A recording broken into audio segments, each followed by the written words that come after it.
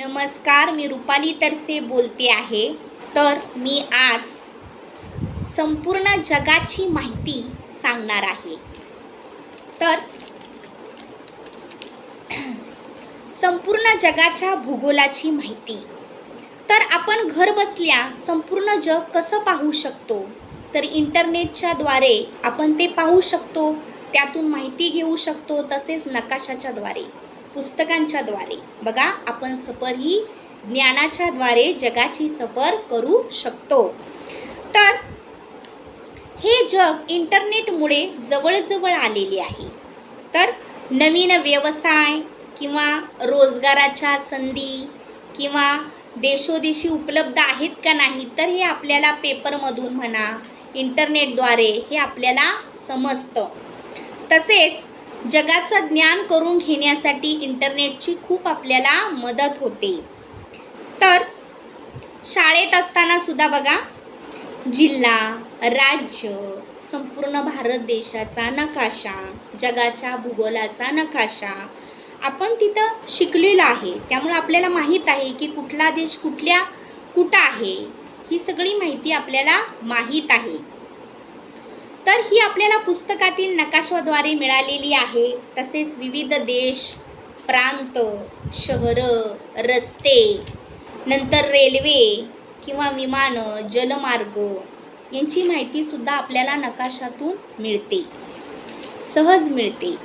तर आफ्रिका, आशिया, बघा, Europe, Australia या सर्व खंडांची माहिती, हे जे 7 खंड आहेत ना, यांची माहितीसुद्धा आपल्याला पुस्तकातून मिळते.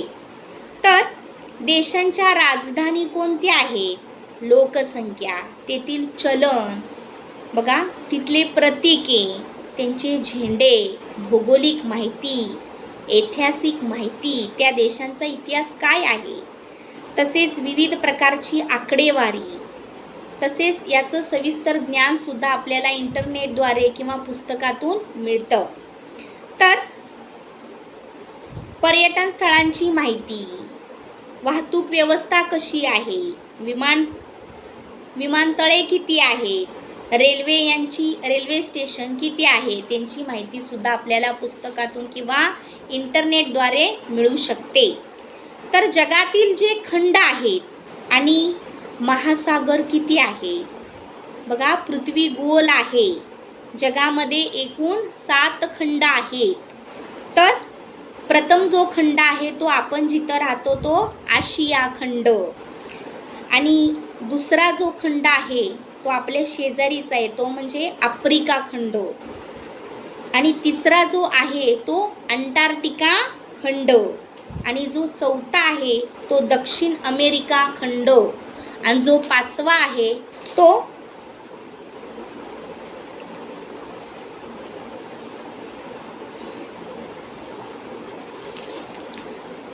बघा आफ्रिका खंड, आफ्रिका खंड, आणि 6वा जो आहे तो युरोप खंड, आणि 7वा जो आहे तो ऑस्ट्रेलिया खंड.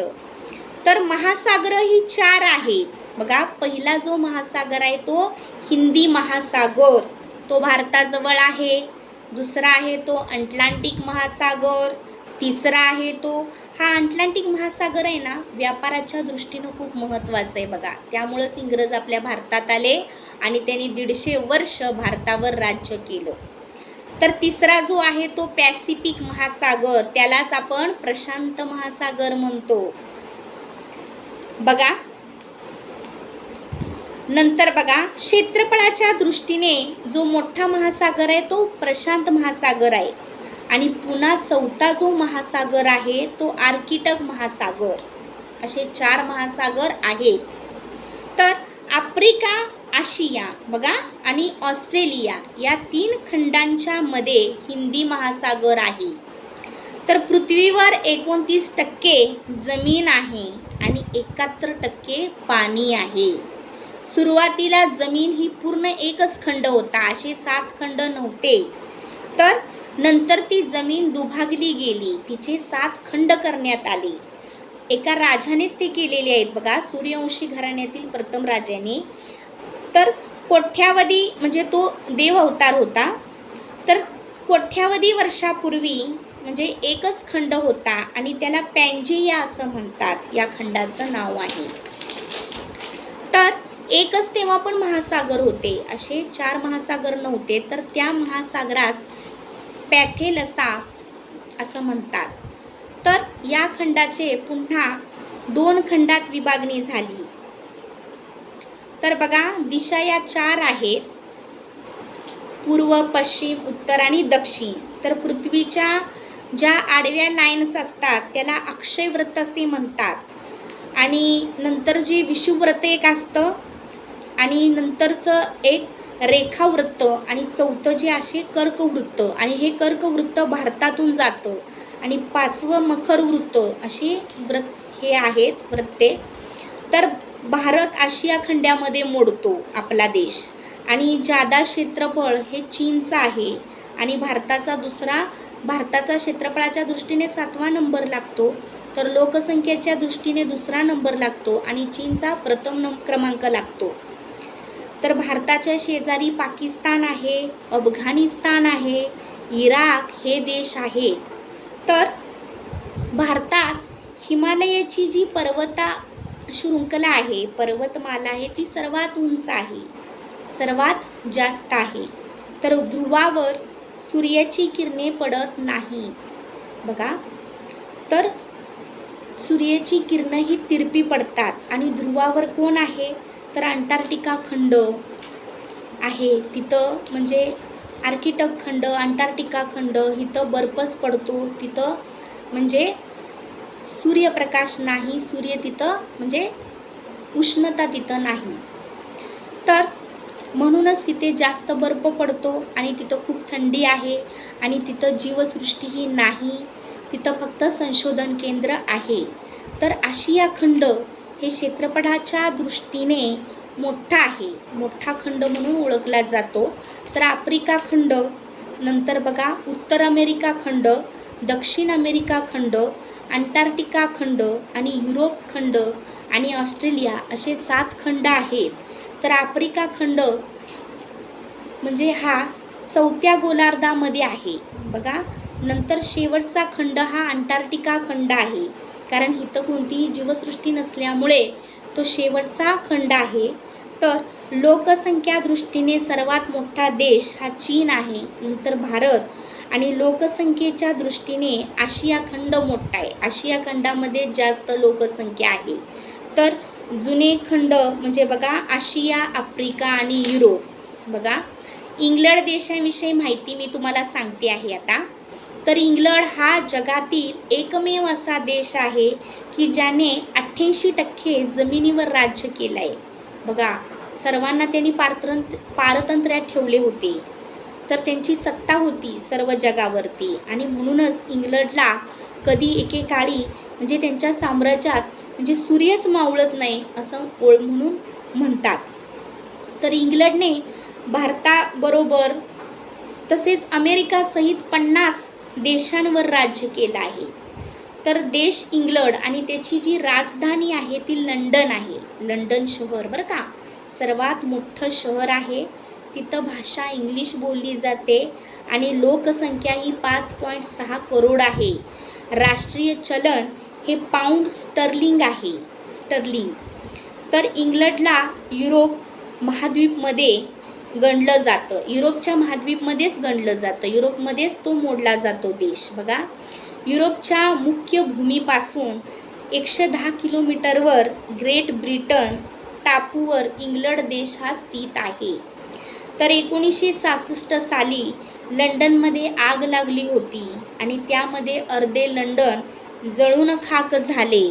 आणि बघा, इंग्लंडमध्ये भारतीय भोजनालये आहेत, हॉटेल्स आहेत, किती 15% आहे जास्त. आणि तिथं इंग्लंडमध्ये 30,000पेक्षा म्हणजे जास्त लोकांचं जे नाव जॉन स्मिथ आहे. तिकडं जास्त एकच नाव असतं, आपल्यासारखं नाही. आपल्या देशात बघा वेगवेगळी नाव, तिथं एकच माणसाची 30,000 लोक असतात नावाची.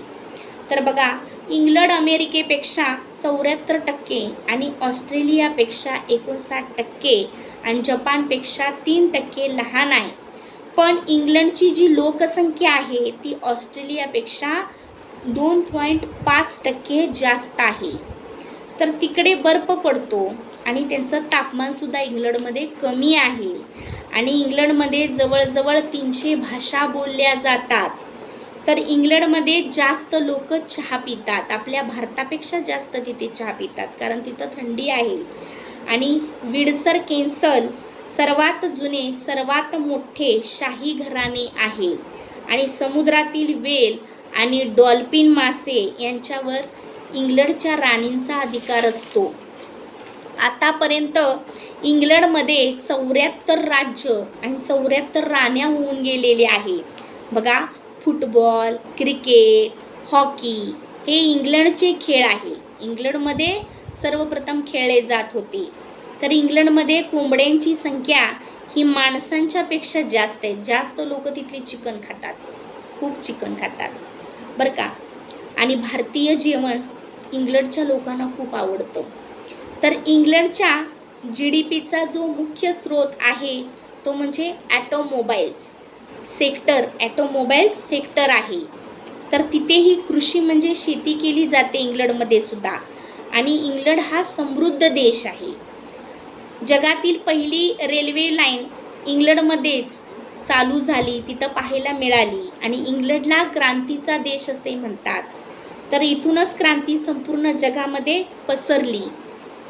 तर आज जगातील बहुतेक जे कायदे आहेत किंवा लष्करी जी रचना आहे, जी शिक्षणाची पद्धत आहे, जी संसदीय लोकशाही आहे, सरकाराची जी रचना आहे, यामध्ये इंग्रजी पद्धतीचाच वापर केला जातो. आणि या इंग्रजी भाषेचा सुद्धा प्रचंड प्रभाव आहे. इंग्रजांनी इंग्रजी भाषा संपूर्ण जगामध्ये नेली आणि आता इंग्रजी भाषा ही प्रमुख भाषा बनली आहे. इंग्लंडमध्ये अनेक शास्त्रज्ञ जन्माला आले आहेत. तर त्यांनी अनेक आधुनिक यंत्रांचा शोध लावला, औषधांचा शोध लावलेला आहे. तर अमेरिका खंडाची माहिती मी नंतरच्या व्हिडिओमध्ये सांगते.